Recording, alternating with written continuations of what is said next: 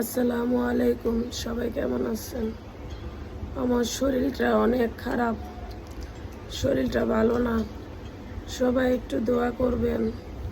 এই সাফাটা দেন ফুলে গেছে গা, কি জানি হয়েছে সাফার মধ্যে, ব্যথা, আবার শ্বাসকষ্ট তো আছে। আমার কিচ্ছু ভাল লাগে না। রোগীরও শরীর ভালো না, রোগীরও অবস্থা খারাপ। আমি কেমনি কি করুন, দোয়া করেন। আমি যেন 30টা রোজা রাখতাম পারি। রোজা মুহে লইয়া যদি মৃত্যু হয়, তারপরে আমার কোনো দুঃখ থাকতো না।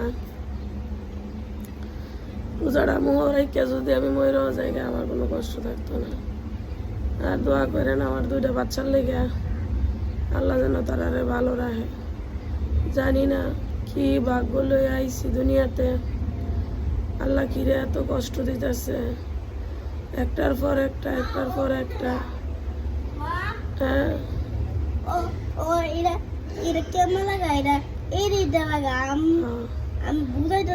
কি কয় এত যে অসুস্থ, এটির তো কোনো খবর নাই। জ্বরে ভোর রাত্রের পরে থেকে আমারও জ্বর, এমন জ্বর, মাথা ব্যথা, ভালো লাগে না। আসলে আমি টেনশন করতে করতে শেষ হয়ে যেতেছি। ঘরে একটা ক্যান্সারের রোগী আছে। আপনারা তো অনেকেই জানেন, যাদের ঘরে ক্যান্সারের রোগী আছে তাদের যে কত কষ্ট, কত যে কষ্ট। রোগীর যদি 5 মিনিট ভালো থাকে, 10 মিনিটে অসুস্থ থাকে, রোগীরে নিয়ে দৌড়ান লাগে।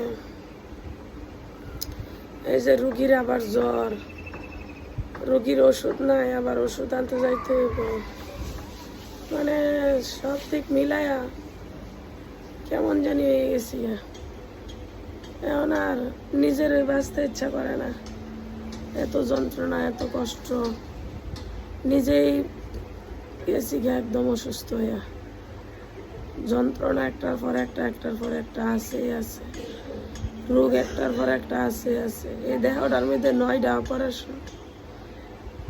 5:30 আমার সারাটা শরীর কাটাছেরা।